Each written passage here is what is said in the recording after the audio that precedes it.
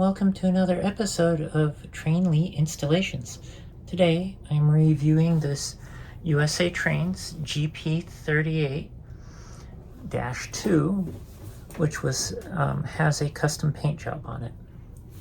I did install a Zimo MS950 series decoder and customized sound project, rebuilt the lighting boards, and also developed and printed a custom decoder mount for the locomotive.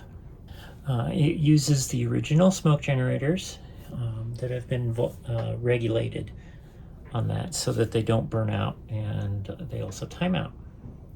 To start with, I'm going to go ahead and turn on the sound, which is F8.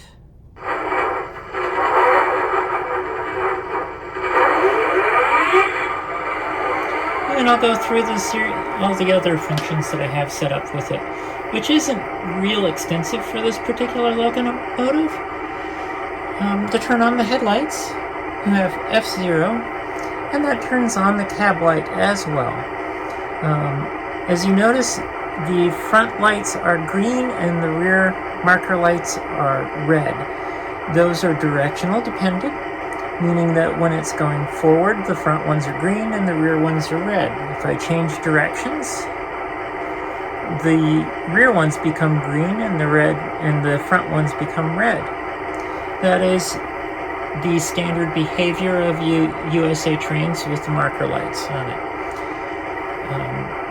And then the difference, though, however, is when I move the locomotive, I have the cab light shut off automatically.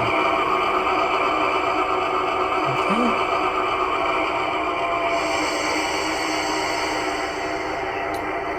And then F1 is your bell.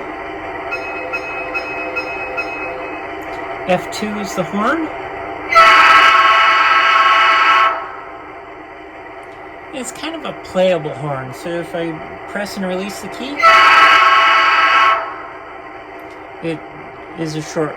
If I press and leave the key linked on or turned on, it plays the horn as long as it's on. F3 I didn't use.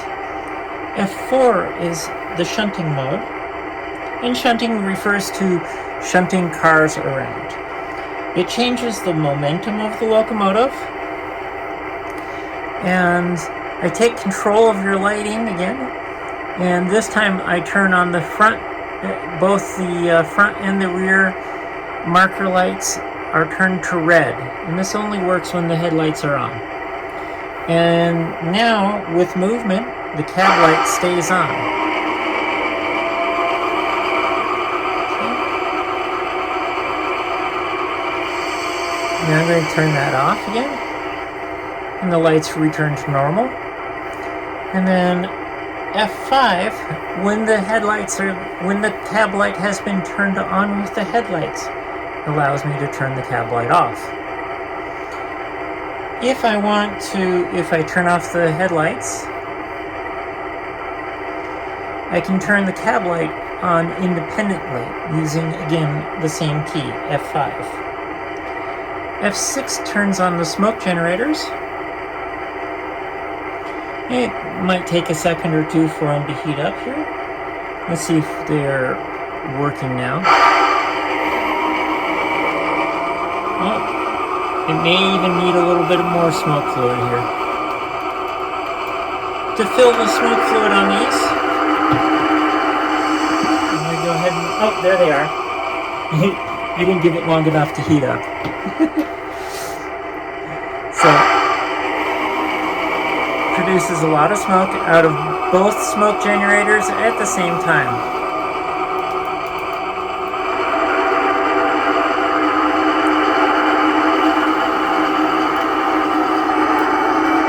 And when it idles down a little bit, so if I go to F4, it doesn't put out as much smoke.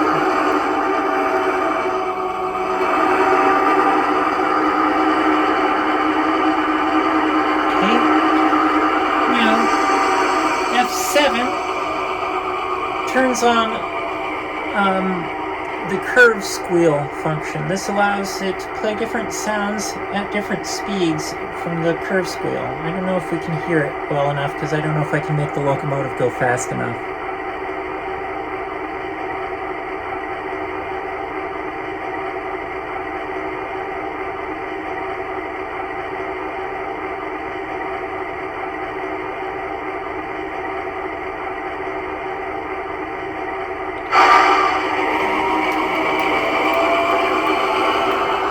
Yeah, a little bit.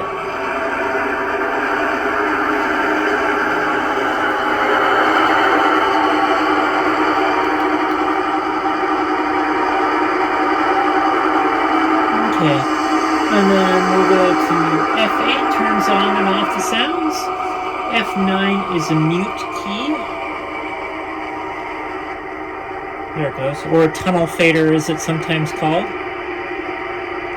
It fades down the sound. And then F10 and 11 are respective volume controls. F10 increases it, and F11 decreases the volumes.